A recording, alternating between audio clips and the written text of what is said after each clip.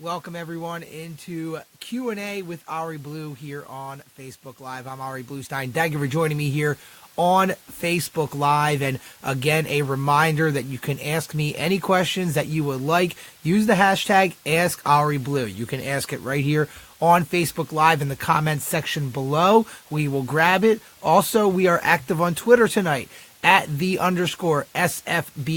Also at Ari Blue DU. So again, you can submit your questions using hashtag AskAriBlue. So we have a lot of things to get to today. We're right in the midst of the PIAA basketball playoffs. We had the first round this past weekend, Friday and Saturday. Then because of the inclement weather that hit our area, all the games on Tuesday and Wednesday were postponed to Thursday. So again, we have a lot of going on. Thursday, it's just an insane day. There are so many games going on in the area. We actually have a question here to start things off. This is actually about the first round. This comes from Dave C. What was the bigger surprise in the first round? Abington losing or Roman losing?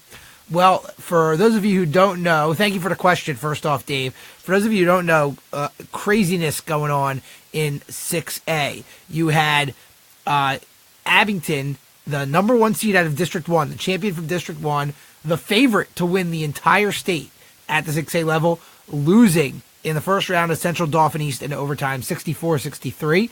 Then Roman Catholic, the two-time defending 4A champ, now at the 6A level, they go down to Perkioman Valley. Now, Perkioman Valley was the number one seed in District 1 in the tournament, but this is a team that ended up finishing 8th in District 1, lost their last 4 games. So those are the two upsets. So the question then is, what is the bigger surprise from Dave C?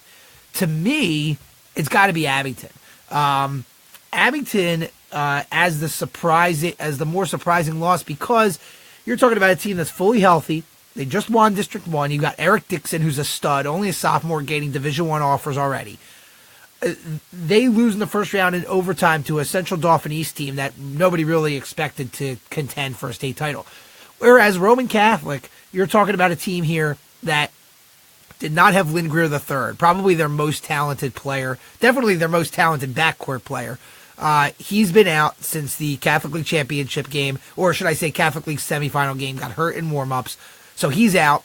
And Seth Lundy only scores 5 points. And it's basically a brand new team here on Roman Catholic. It's not the team that won the two state titles the last couple of years. You're talking about basically a brand new team. All those guys that won the state titles are basically now all playing at Penn State. So to me, that is definitely the more surprising loss, the Abington loss over the Roman Catholic loss. I'm surprised about Roman Catholic, but I can see why they lost, and they lost to a good team, Perk Valley.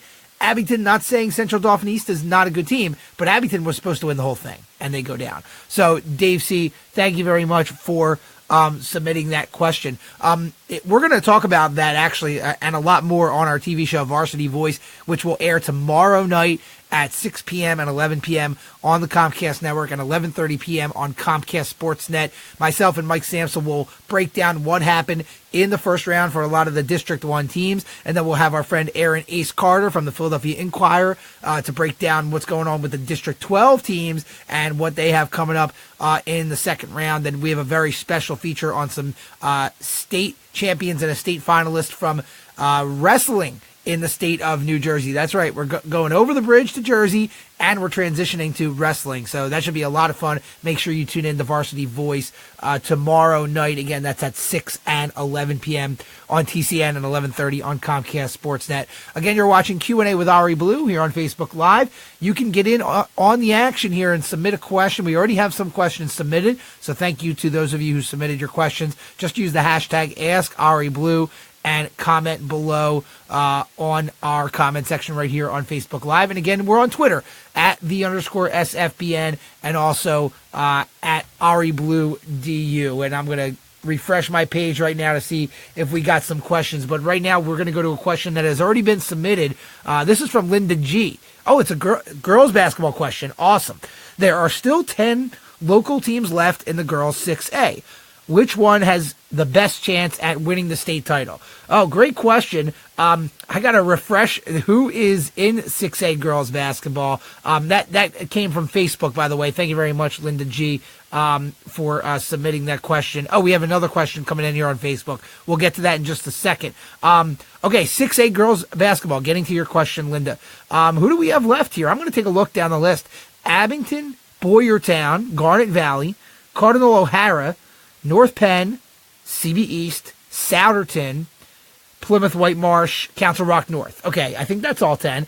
Okay, well, I'll start with Cardinal O'Hara, the Catholic League champion, District 12 champion. I love Hannah Nihill, Mary Sheehan, Hendrickson. They've got a great coach, great system. I got to say, Cardinal O'Hara certainly's got to be in play there for a state championship. They play Central York tomorrow night. That's in Reading, so kind of a little far for Cardinal O'Hara and their faithful. The District 1 teams, a lot of them play each other. Boyertown plays Garnet Valley. North Penn plays CB East. CB South plays Souderton. And CR North plays PW. Well, out of that group, I would have to say Abington, who plays Northampton, actually. They're in there as a favorite. I like Garnet Valley, actually, a lot to potentially upend Boyertown in the mini upset there. I love North Penn. Maggie DeMartelaire, great coach there, great program. They've certainly got to be in the conversation. I'll tell you what, the best game, though, well, both of these games, Souderton CB South, which is at Quakertown High School, and CR North and PW at Cheltenham High School. Both of those, the winner of those two games, I think has a chance at states. I love Souderton. Kate Connolly is a transfer at Souderton over from Archbishop Wood. Great player. PW and CR North, they've been phenomenal all year. So to answer your question, I would say O'Hara, and then I'll go out on a limb and say Souderton has a chance to really make a run out of District 1. So thank you very much for submitting that question. Again, that was from Linda G. Okay, we have a question coming in right now on Facebook Live. Okay, so first one from Zach Gershman. Who's the best high school baseball team in Philly? Oh, okay, that was the question. Came in two parts. Zach Gershman, thank you for submitting that. All right, we got some baseball. I'm not quite ready for baseball yet, to be honest. I think on our Facebook Live last week, we talked about Newman Goretti. You have to talk about Newman Goretti. They're the defending state champ. Always a phenomenal team. Always have good talent coming in no matter what the sport is. So Newman Goretti's got to be up there. In terms of some other teams from the Philadelphia Catholic League, which is the league that I'm probably more familiar with, you got to look at LaSalle and St. Joe's Prep. They always have strong teams. Archbishop Wood as well. Always strong teams out of the Catholic League, although Archbishop Wood lost some really good players from last year, from what I remember. So that's the Philadelphia Catholic League. In terms of the suburbs, Pennsbury is a very good team. Always pretty good team in terms of Suburban 1. So, Zach, thank you for the question, but I'm honestly not quite ready. I'm still in basketball mode, and there's snow on the ground, so I'm definitely not in spring mode. But thank you for the question, and perhaps I will make sure I brush up on my baseball a little bit for next week. I want to remind everybody as well, but we have a couple more questions coming in on Facebook, so thank you for submitting these, guys. I want to remind everybody to go to our website, thesfbn.com.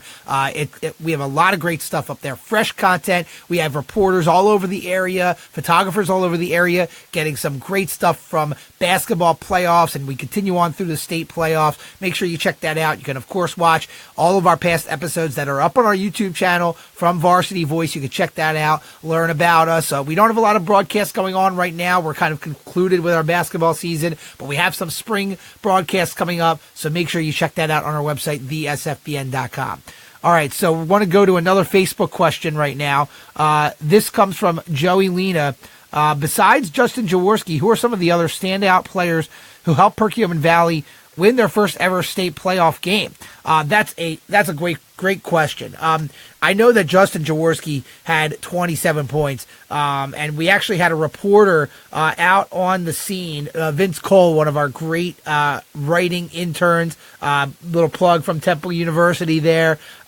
You take a look at what he wrote about on our website, which I'm checking that out right now. He talks about sophomore Tyler Strachey. He hit some big free throws down the stretch. So that probably is the other main guy that helped Perkioman Valley win the game. But you have to credit the PV defense, because you take a look at what they did against Roman Catholic.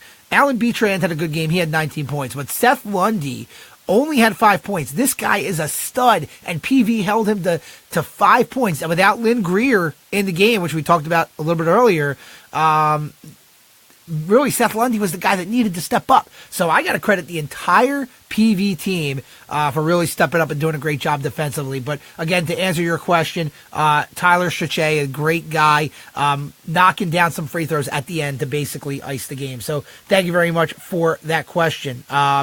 We have one more question on Facebook. This is coming from Neil Rosen.